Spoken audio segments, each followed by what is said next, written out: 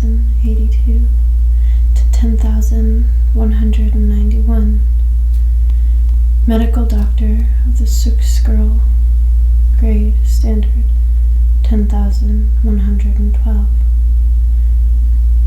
Wana Marcus BG Standard 10,092, 10,186.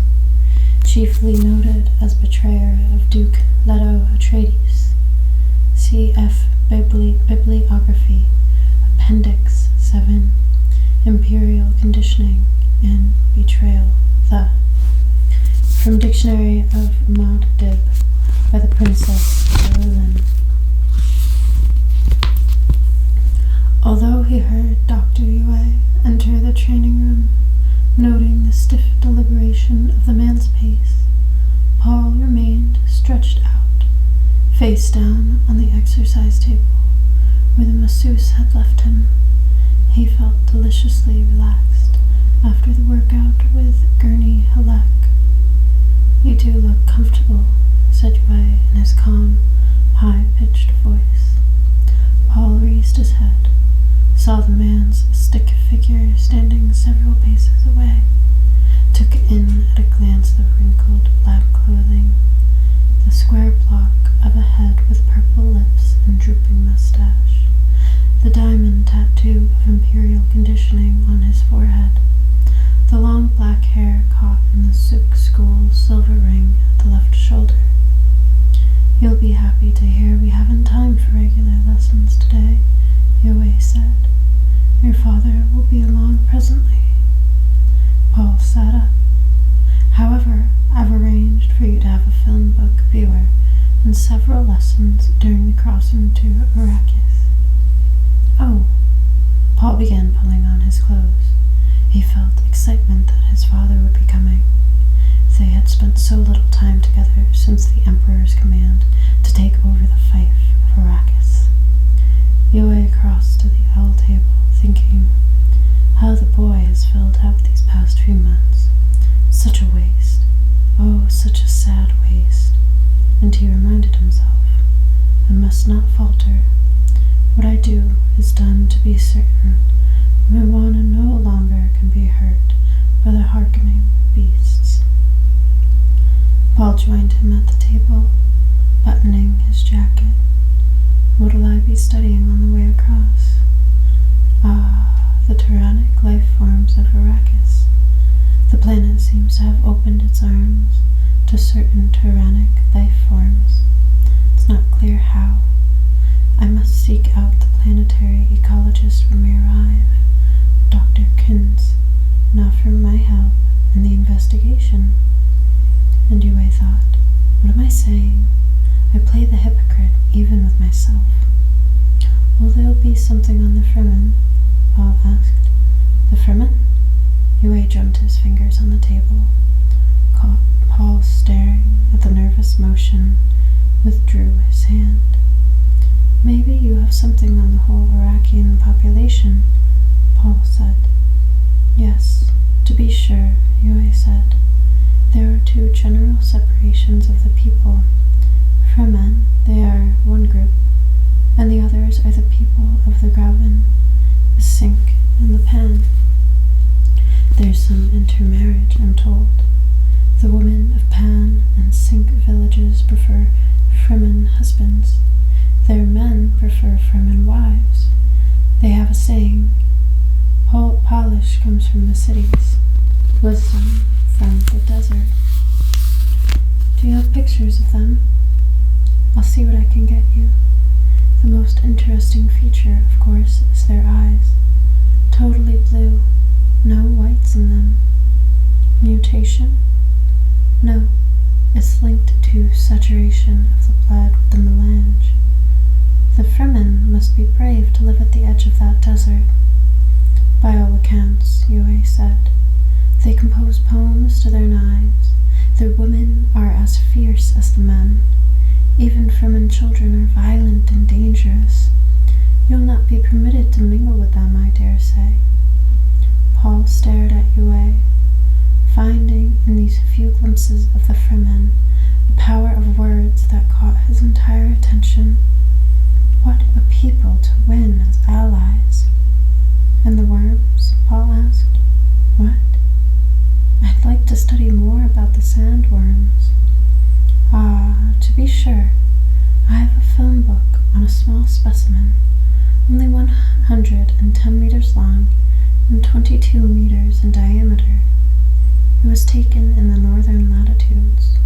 Worms of more than 400 meters in length have been recorded by reliable witnesses, and there is reason to believe even larger ones exist.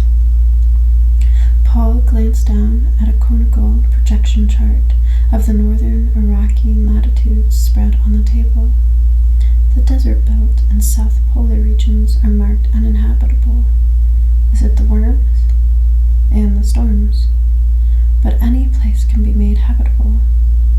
If it's economically feasible, Yueh said. Arrakis has many costly perils. He smoothed his drooping mustache. Your father will be here soon. Before I go, I have a gift for you. Something I came across in packing. He put an object on the table between them. Black, oblong, no larger than the end of Paul's thumb. Paul looked at it. Yueh noticed how the boy did not reach for it and thought, how cautious he is. It's a very old orange Catholic Bible made for space travelers. Not a film book, but actually printed on filament paper. It has its own magnifier and electrostatic charge system. He picked it up, demonstrated. The book is held closed by the charge, which forces against spring-locked covers. You press the edge, thus, and the pages you've selected repel each other and the book opens. It's so small, but it has 1,800 pages. You press the edge, thus, and so, and the charge moves ahead one page at a time as you read. Never touch the actual pages with your fingers. The filament tissue is too delicate. He closed the book, handed it to Paul. Try it. Yueh watched Paul work the page adjustment. Thought, I solve my own conscience. I give him the surcease of religion before betraying him. Thus may I say to myself that he has gone where I cannot go. This must have been made before film books, Paul said. It's quite old. Let it be your secret, eh? Your parents might think it's too valuable for one so young. And Yueh thought, his mother would surely wonder at my motives. Well, Paul closed the book, held it in his hand. If it's so valuable. Indulge an old man's whim, Yueh said. It was given to me when I was very young. And he thought, I must catch his mind as well as his cupidity. Open it to 467 Kalima, where it says, From water does all life begin. There's a slight notch on the edge of the cover to mark the place. Paul felt the cover, detected 2 notches, one shallower than the other. He pressed the shallower one, and the book spread open on his palm, its magnifier sliding into place. Read it aloud, Yueh said. Paul wet his lips with his tongue, read, Think you of the fact that a deaf person cannot hear. Then, what deafness may we not all possess? What senses do we lack that we cannot see and cannot hear another world all around us? What is there around us that we cannot? Stop it, Yueh barked. Paul broke off, stared at him. Yueh closed his eyes, fought to regain composure. What perversity caused the book to open at my Juana's favorite passage? He opened his eyes, saw Paul staring at him. Is something wrong? Paul asked. I'm sorry, Yueh said. That was my dead wife's favorite passage. It's not the one I intended you to read. It brings up memories that are painful. There are 2 notches, Paul said. Of course, Yueh thought. Juana marked her passage. His fingers are more sensitive than mine and found her mark. was an accident, no more. You may find the book interesting, Yueh said. It has much historical truth in it, as well as good ethical philosophy. Paul looked down at the tiny book in his palm. Such a small thing, yet it contained a mystery. Something had happened while he read from it. He had felt something stir his terrible purpose. Your father will be here any minute, Yueh said. Put the book away and read it at your leisure. Paul touched the edge of it as Yueh had shown him. The book sealed itself. He slipped it into his tunic. For a moment there, when Yueh had barked at him, Paul had feared the man would demand the book's return. Thank you for the gift, Dr. Yueh, Paul said, speaking formally. It will be our secret. If there is a gift of favor you wish from me, please do not hesitate to ask. I need for nothing, Yueh said, and he thought, why do I stand here torturing myself, torturing this poor lad, though he does not know it? Oy, damn those Harkonnen beasts. Why did they choose me for their abomination? How do we approach the study of Muad'Dib's father? A man of surpassing warmth and surprising coldness was the Duke Leto Atreides. Yet, many facts open the way to this Duke. His abiding love for his Bene Gesserit lady, the dreams he held for his son, the devotion with which men served him. You see him there, a man snared by destiny, a lonely figure with his light dimmed behind the glory of his son. Still, one must ask, what is the son but an extension of the father? From Muad'Dib Family Commentaries by the Princess Irulan.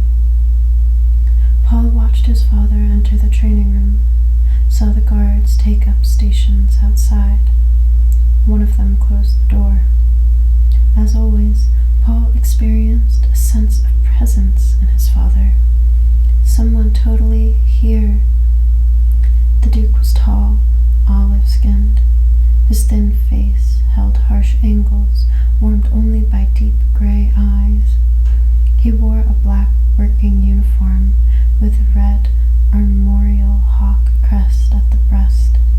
A silvered shield belt with a patina of much use girded his narrow waist. The Duke said, "Hard at work, son?" He crossed to the L table, glanced at the papers on it, swept his gaze around the room and back to Paul. He felt tired, filled with the ache of not showing his fatigue. I must use every opportunity to rest during the crosses to Arrakis, he thought. There will be no rest on Arrakis. Not very hard, Paul said. Everything's so... He shrugged. Yes, well, tomorrow we leave. It'll be good to get settled in our new home, but all this upset behind. Paul nodded, suddenly overcome by memory of the Reverend Mother's words. For the father, nothing. Father, Paul said, will Arrakis be as dangerous as everyone says? The Duke forced himself to the casual gesture, sat down on a corner of the table, smiled. A whole pattern of conversation welled up in his mind, the kind of thing he might use to dispel the vapors in his men before a battle. The pattern froze before it could be vocalized, confronted by the single thought, "This is my son." "It'll be dangerous," he admitted. "Hawat tells me we have a plan for the Fremen," Paul said, and he wondered, why don't I tell him what that old woman said? How did she seal my tongue? The Duke noted his son's distress, said, "As always, Hawat sees the main chance, but there's much more. I see also the combine Honet Obur Advancer Mercantilis, the Combe Company. By giving me Arrakis, His Majesty is forced to give us Combe directorship, a subtle gain. Combe controls the spice," Paul said, "and Arrakis avenue into comb, the Duke said. There's more to comb than melange. Did the Reverend Mother warn you? Paul blurted. He clenched his fists, feeling his palms slippery with perspiration. The effort it had taken to ask that question. Hawat tells me she frightened you with warnings about Arrakis, the Duke said. Don't let a woman's fears cloud your mind. No woman wants her loved ones endangered. The hand behind those warnings was your mother's. Take this as a sign of her love for us. Does she know about the Fremen? Yes, and about much more. What? And the Duke thought. The truth could be worse than he imagines, but even dangerous facts are valuable if you've been trained to deal with them. And there's one place where nothing has been spared for my son, dealing with dangerous facts. This must be Leavened, he thought. He is young. Few products escape the comb touch, the Duke said. Logs, donkeys, horses, cows, lumber, dung, sharks, whale fur, the most prosaic and the most exotic. Even our poor pundi rice from Caladan. Anything the Guild will transport. The art forms of Hakaz, the machines of Rashes, and Ix, but all fades before melange. A handful of spice will buy a home on Tupel. It cannot be manufactured. It must be mined on Arrakis. It is unique, and it has true geriatric power properties. And now we control it, to a certain degree. But the important thing is to consider all the houses that depend on comb profits, and think of the enormous proportion of those profits dependent upon a single product, spice. Imagine what would happen if something should reduce spice production. Whoever had stockpiled melange could make a killing, Paul said. Others would be out in the cold. The Duke permitted himself a moment of grim satisfaction, looking at his son and thinking how penetrating, how truly educated that observation had been. He nodded. The Harkonnens have been stockpiling for more than 20 years. They mean spice production to fail and you to be blamed. They wish the Atreides name to become unpopular, the Duke said. Think of the Landsraad houses that look to me for a certain amount of leadership, their unofficial spokesmen. Think how they'd react if I were responsible for a serious reduction in their income. After all, one's own profits come first. The great convention be damned. You can't let someone pauperize you. A harsh smile twisted the Duke's mouth. They'd look the other way no matter what was done to me. Even if we were attacked with atomics? Nothing that flagrant. No open defiance of the convention, but almost anything else short of that. Perhaps even dusting and a bit of soil poisoning. Then why are we walking into this? Paul, the Duke frowned at his son. Knowing where the trap is, that's the first step in evading it. This is like single combat, son, only on a larger scale. A feint within a feint within a feint. Seemingly without end. The task is to unravel it. Knowing that the Harkonnens stockpile melange, we ask another question. Who else is stockpiling? That's the list of our enemies. Who? Certain houses we knew were unfriendly, and some we'd thought friendly. We need not consider them for the moment, because there is one other much more important, our beloved Patisha Emperor. Paul tried to swallow, and a throat suddenly dry. Couldn't you convene the Landsraad, expose? Make our enemy aware we know which hand holds the knife? Ah, now, Paul, we see the knife now. Who knows where it might be shifted next? If we put this before the Landsraad, it'd only create a great cloud of confusion. The Emperor would deny it. Who could gainsay him? All we'd gain is a little time while risking chaos. And where would the next attack come from? All the houses might start stockpiling spice. start, too much of a lead to overcome. The Emperor, Paul said. That means the Sardaukar. Disguised in Harkonnen livery, no doubt, the Duke said, but the soldier of fanatics nonetheless. How can Fremen help us against Sardaukar? Did Hawat talk to you about Salusa Secundus, the Emperor's prison planet? No. What if it were more than a prison planet, Paul? There's a question you never hear asked about the imperial cores of Sardaukar. Where do they come from? From the prison planet? They come from somewhere. But the supporting levies the Emperor demands from, that's what we're led to believe. They're just the Emperor's levies, trained young and superbly. You hear an occasional muttering about the Emperor's training cadres. But the balance of our civilization remains the same. The military forces of the Landsraad great houses on one side, the Sardaukar and their supporting levies on the other, and their supporting levies, Paul. The Sardaukar remain the Sardaukar. But every report on Salusa Secundus says SS is a hell world. Undoubtedly. But if you were going to raise tough, strong, ferocious men, what environmental conditions would you impose on them? How could you win the loyalty of such men? There are proven ways. Play on the certain knowledge of their superiority, the mystique of secret covenant, the esprit of shared suffering. It can be done. It has been done on many worlds and many times. Paul nodded, holding his attention on his father's face. He felt some revelation impending. Consider Arrakis, the Duke said. When you get outside the towns and garrison villages, it's every bit as terrible a place as Salusa Secundus. Paul's eyes went wide. The Fremen.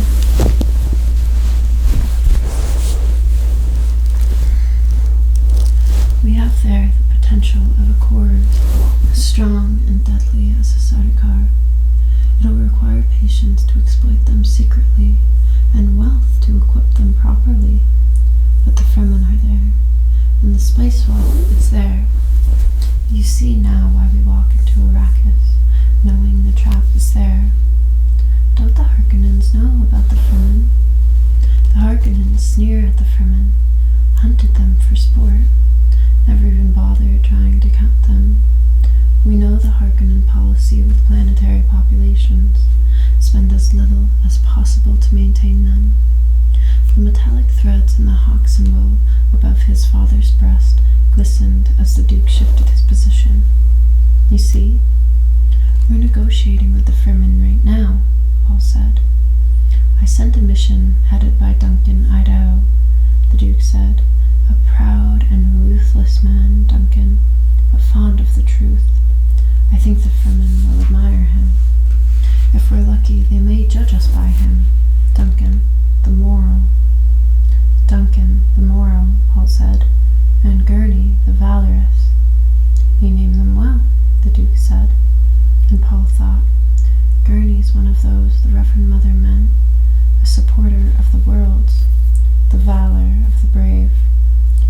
Gurney tells me you did well in weapons today, the Duke said. That isn't what he told me. The Duke laughed aloud. I figured Gurney to be sparse with his praise. He says you have a nicety of awareness, in his own words, of the difference between a blade's edge and its tip.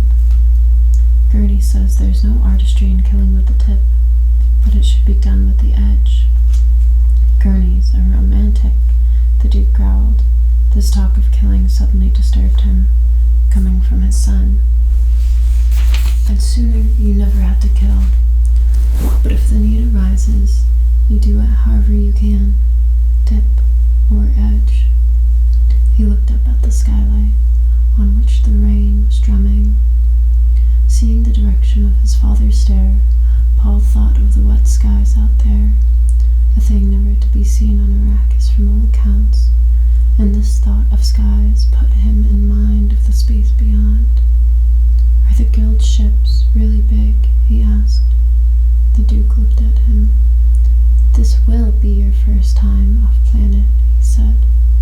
Yes, they're big. We'll be riding a Highliner because it's a long trip. A Highliner is truly big. Its hold will tuck all our frigates and transports into a little corner. We'll be just a small part of the ship's manifest, and we won't be able to leave our frigates. That's part of the price you pay for guild security. There could be Harkonnen ships right alongside us, and we'd have nothing to fear from them. The Harkonnens know better than to endanger their shipping privileges. I'm going to watch our screens and try to see a guildsman. You won't. Not even their agents ever see a guildsman. The guild's as jealous of its privacy as it is of its monopoly. Don't do anything to endanger our shipping privileges, Paul. Do you think they hide because they've mutated and don't look human anymore? Who knows? The Duke shrugged. It's a mystery we're not likely to solve. We've more immediate problems. Among them, you. Me? Your mother wanted me to be the one to tell you something. You see, you may have mentat capabilities. Paul stared at his father, unable to speak for a moment. Then, mentat? Me? But Awad agrees, son. It's true. But I thought mentat training had to start during infancy, and the subject couldn't be told because it might inhibit the early. He broke off, all his past circumstances coming to focus in one flashing computation. I see, he said. A day comes, the Duke said, when the potential mentat must learn what's being done. It may no longer be done to him. The mentat has to share in the choice of whether to continue or abandon the training. Some can continue, some are incapable of it. Only the potential mentat can tell this for sure about himself. Paul rubbed his chin. All the special training from Hawat and his mother, the mnemonics, the focusing of awareness, the muscle control and sharpening of sensitivities, the study of languages and nuances of voices, all of it clicked into a new kind of understanding in his mind. You'll be the Duke someday, son, his father said. A mentat Duke would be formidable indeed. Can you decide now, or do you need more time? There was no hesitation in his answer. I'll go on with the training. Formidable indeed, the Duke murmured, and Paul saw the proud smile on his father's face. The smile shocked Paul. It had a skull look on the Duke's narrow features. Paul closed his eyes, feeling the terrible purpose reawaken within him. Perhaps being a mentat is terrible purpose, he thought. But even as he focused on this thought,